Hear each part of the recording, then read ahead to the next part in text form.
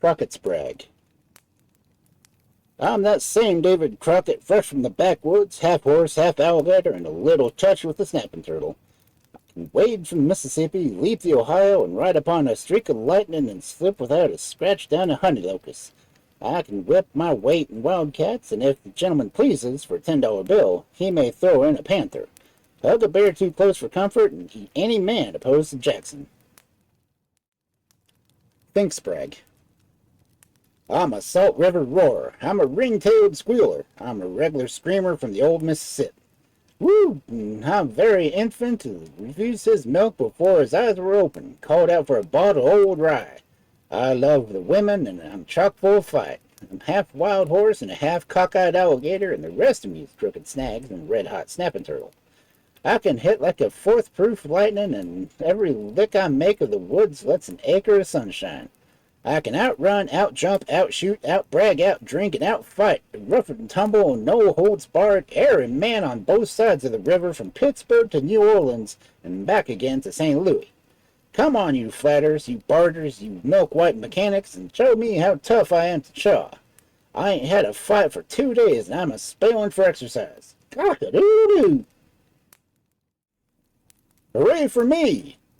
Hooray for me, you scapegoats! I'm a land screamer, I'm a water dog, I'm a snapping turtle. I can lick 5 times my own weight in wildcats. I can use up the engine by the cord. I can swallow niggers whole, raw or cooked. I can outrun, outdance, outjump, outdive, outdrink, outholler, and outlick any white thing in the shape of a human that's ever put foot within 2,000 miles of Big Mississippi.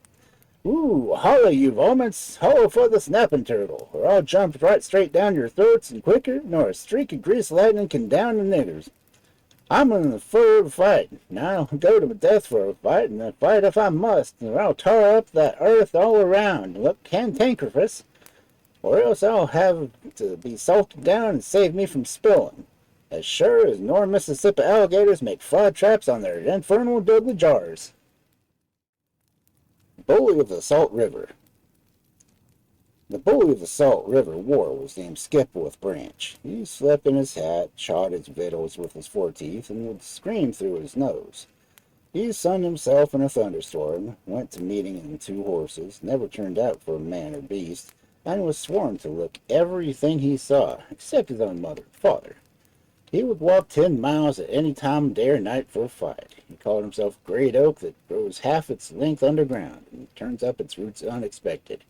He sometimes took the name of Floating Iron and Melted Pewter, Red-Hot Cannonballs, or Big Snag in the desert. He said he lived in the mountains and ate thunder. He had a neckcloth at home made from double chain lightning, and he could never come to his full height till its clouds were lifted a piece.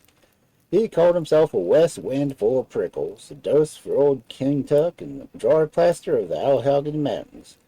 Now, the fact that he was too short to live long and screamed himself to death one night to show his spirit. I knowed him when he were a boy, and he seed him when he were a man, and went to his funeral when he were dead. He were the pride of the country, and could outscream 7 catmounts tied together. Billy Earthquake. As we were passing by the courthouse, a real screamer of the knob, about 6 feet 4 in height, commenced the following tirade. This is me, and no mistake, Billy Earthquake, Esquire, commonly called Little Billy, and all the way from Norfolk to Muddy Run. I'm a small specimen you see as remote circumstance, a mere yearling, but cuss me if I ain't in the true imported breed, and I can whip any man in this section of the country. Whoop! Won't nobody come out and fight me? Come out, some of you, and die decently, for I'm a spieling for a fight. I ain't had one for more than a week, and if you come out while I'm fly-browed before sundown, it's a certainty to come up in tow. Maybe you don't know who Little Billy is, so I'll tell you.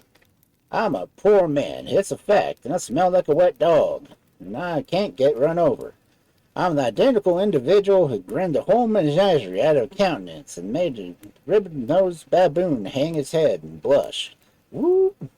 I'm the chap that towed Broadhorn up the Salt River, where the snags were so thick that the fish couldn't swim without rubbing their scales off. Fact, and if anyone denies it, just let 'em make their will. Cock-a-doodle-doo! Maybe you've never heard of the time a horse kicked me and I put both his hips out of joint. If that ain't true, count me up for a catfish bait. Whoop. I'm a very infant that refused its milk before its eyes were open and called out for a bottle of old rye. Whoop. I'm the little Cupid. Talk about grinning off the bark of a tree. 'Tain't nothing. One squint of mine at a bull's heel would blister it. Oh, I'm one of the toughest sort. Live forever and then turn into a white oak post. I'm a genuine article, real double acting engine. I can outrun, outjump, outswim, chaw more tobacco and spit less, and drink more whiskey and keep sober than any man in the localities. If that don't make 'em fight, walking off in disgust, nothing will.